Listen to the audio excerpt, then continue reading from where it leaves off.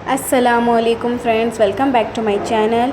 और आज का व्लॉग मैं स्टार्ट कर रही हूँ दोस्तों सहरी के टाइम से। यानी कि आज हम सहरी बना रहे हैं 12वें रोज़े के लिए। अल्हम्दुलिल्लाह 11 रोज़े कंप्लीट हो चुके हैं दोस्तों, पूरे हो चुके हैं। और अल्लाह ताला हमें आगे भी ऐसे ही रोज़े रखने की तौफीक अता फ़रमाए। तो आज जो है वो 12वें रोज़े की सहरी बनाने के लिए हम लोग उठे हैं। और तकरीबन 3:15 बजे मैंने अम्मी को उठाया, क्योंकि रोटी बनानी थी। तो अम्मी उठी और अम्मी को उठाया मैंने, और फिर मैं फ़्रेश होने चली गई। और थोड़ा ये फ़्रेश होने के बाद ही मैं आकर वीडियो शूट कर रही हूँ। और 12वें रोज़े की सहरी के लिए हम लोग भी तैयारी कर रहे हैं। तो अभी 3:20 3:30 का टाइम हो रहा है, क्योंकि अम्मी भी फ़्रेश होकर ही किचन में आ गई थी रोटी बनाने के लिए। और दोस्तों आपको तो पता है पिछले साल हर साल मैं बताती हूँ आपको कि हमारे यहाँ जवारी की रोटी ही बनती है सहरी में, क्योंकि यहाँ का कल्चर कहूँ, ट्रेडिशनल कहूँ, यहाँ यही खाया जाता है। रमज़ान का दूसरा मतलब सहरी में जवार की रोटी ही खाते हैं। और कभी कभी मेरा दिल करे तो मैं पराठा भी बना लेती हूँ, लेकिन ज़्यादातर तो हम लोग यही खाते हैं। लेकिन कभी बीच में अगर कहे कि दिल पराठा खाने का, तो भाई को या मेरे लिए मैं पराठा बना लेती हूँ।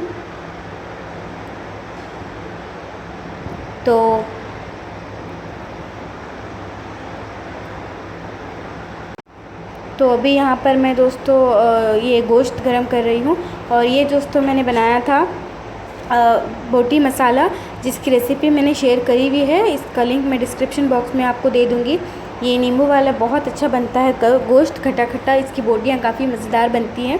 और ये बोटी मसाला मैंने आपके साथ शेयर किया हुआ है, रेसिपी आपके साथ शेयर करी है। तो रात को ही बना लिया था। हर साल की तरह इस साल भी हम लोग ऐसे ही कर रहे हैं, बस रोटी बनाना बाकी रख रहे हैं और सहरी में तो सालन वगैरह जो भी है वो बना कर रख रहे हैं।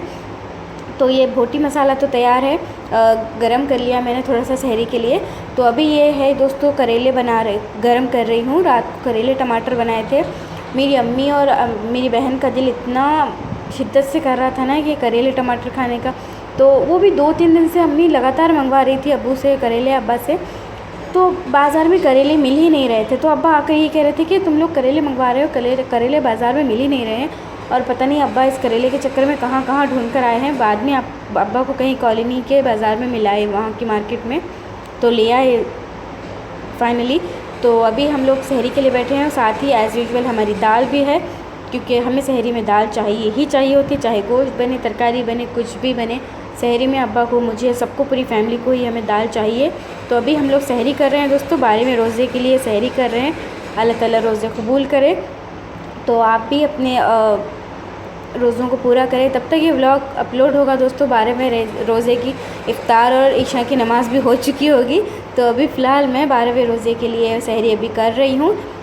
तो अभी हम लोग सब लोग सहरी के लिए बैठे हुए हैं। उसके बाद मैंने कुछ भी शूट नहीं किया दोस्तों, क्योंकि काम वैसे तो हो रहे थे, लेकिन उसके बाद मैंने कुछ शूट नहीं किया। तो अभी ये शाम का टाइम है दोस्तों, असर के बाद का। तो यहाँ पर दोस्तों मैं चली गई थी फ़्रेश होने के लिए, पानी नहाने के लिए, क्योंकि आपको तो पता है कि गर्मी के रोज़े, और वो भी अप्रैल के महीने के रोज़े हैं, तो कितनी शदीद गर्मी होती है। और ये अप्रैल का महीना भी होता है, तो कितनी प्रॉब्लम होती है। तो मैं नहाने गई थी, और मैं असर के बाद ही नहाने जाती हूँ, क्योंकि जब नहाना मुझे बहुत ज़्यादा रिलैक्स फ़ील करती हूँ जब नहाने से। तो नहाने जाने से पहले ना मैं तहरी का सारा कुछ करके गई थी, यानी कि सारा मसाला वगैरह सब बना कर रख कर गई थी, पानी भी डाल कर गई थी। तो मैंने अम्मी से कहा कि जैसे ही 6 बज गए या 6:15 बजे का टाइम हो जाए, अगर मैं बाथरूम में हूँ तो आप इसमें पानी को बॉईल करके चावल डाल के बना दीजिएगा। तो अम्मी ने ऐसे ही किया। जब तक मैं पानी नहाकर फ्रेश होकर बाहर निकली थी, तो अम्मी ने दम पर लगा दिया था तहरी को। तो अभी वो दम हो रही है। तो अभी हम लोग यहाँ पर इफ्तारी के लिए बैठे हुए हैं। तो सारा फ्रूट वगैरह मैंने फ्रिज से निकाल लिया है, क्योंकि अब्बा असर की नमाज़ से पहले ही इफ्तारी का जो सारा फ्रूट वगैरह का सामान होता है वो देकर नमाज़ के लिए जाते हैं। तो हम लोग इसको कट करके फ्रिज में रख देते हैं। तब तक फ्रूट्स भी थोड़े से ठंडे हो जाते हैं, जो कि बहुत अच्छे लगते हैं। ख़ास तौर से वाटरमेलन, तरबूज बहुत अच्छा ठंडा होकर बहुत अच्छा लगता है खाने में। तो अभी इफ्तारी नहीं हुई है, अभी टाइम बाकी था। तो ये बाहर के भजिए भी मंगवाए हैं। आज मैंने कुछ नहीं बनाया घर पर, क्योंकि तहरी बनाना था, और तहरी का प्रोसेस तो आपको पता ही होता है, लंबा चौड़ा होता है। तो माशाल्लाह से हमने इफ्तारी कर ली, मुकम्मल हो गई। और इसके बाद मैंने मगरिब की नमाज़ पढ़ी। तो नमाज और जानमाज़ मैंने दुपट्टा और जानमाज़ मैंने यहाँ पर रख दी है। तो अभी हम लोग डिनर के लिए बैठ रहे हैं। वैसे तो दोस्तों मैं इफ्तारी के बाद खाना नहीं खाती हूँ, लेकिन अगर कुछ ऐसा बना हो तो मैं थोड़ा बहुत खा लेती हूँ, तो मेरा दिल आ जाए। और आपको बताऊँ, सच बताऊँ तो थोड़े दिन से ना मेरा दिल तहरी खाने का इतना शिद्दत से कर रहा था कि मैं कहीं से भी तहरी खाऊं। बाज़ार की मंगवाना चाहूँ तो आपको तो पता है कि आप बाज़ार में ठीक तरह से बनाते भी नहीं हैं लोग, क्योंकि हलीम भी बिक रही होती है।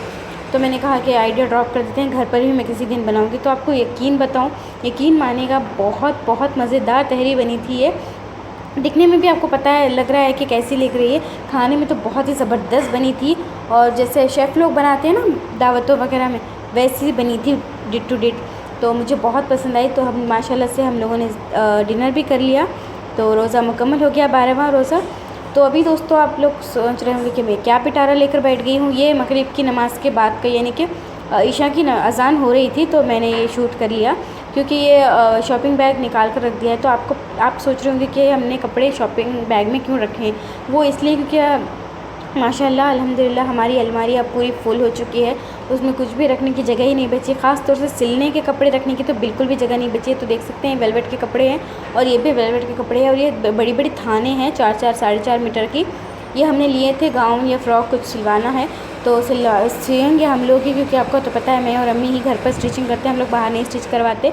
तो ये हम लोग कर क्या रहे हैं, जो कपड़े स्टिच करने के हैं ना, जो कपड़े अभी स्टिच करवाना है, उनको हम लोग इस तरह से बड़े बड़े शॉपिंग बैग में डालकर झज्जे पे या अलमारी के ऊपर ही रख रहे हैं, क्योंकि हमारी अलमारी में बिल्कुल भी जगह नहीं बची है।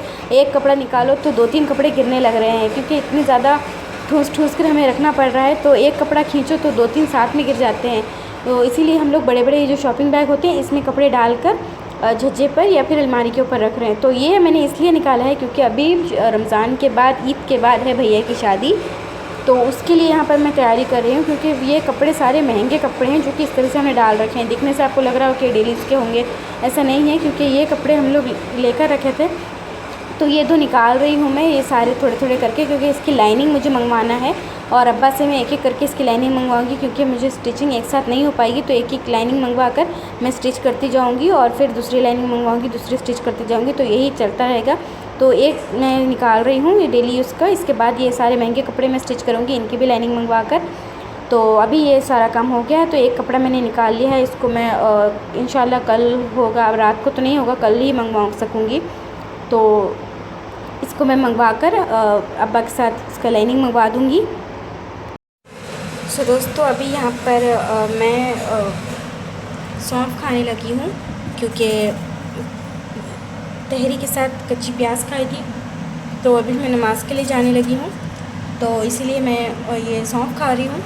इसी के साथ दोस्तों आज 12वें रोज़े का सहरी टू इफ्तार मेरा ब्लॉग कैसा लगा आपको ज़रूर बताइएगा। पसंद आया तो वीडियो को लाइक और चैनल को सब्सक्राइब करें। मिलती हूँ आपसे नेक्स्ट ब्लॉग में। Till then take care, bye bye.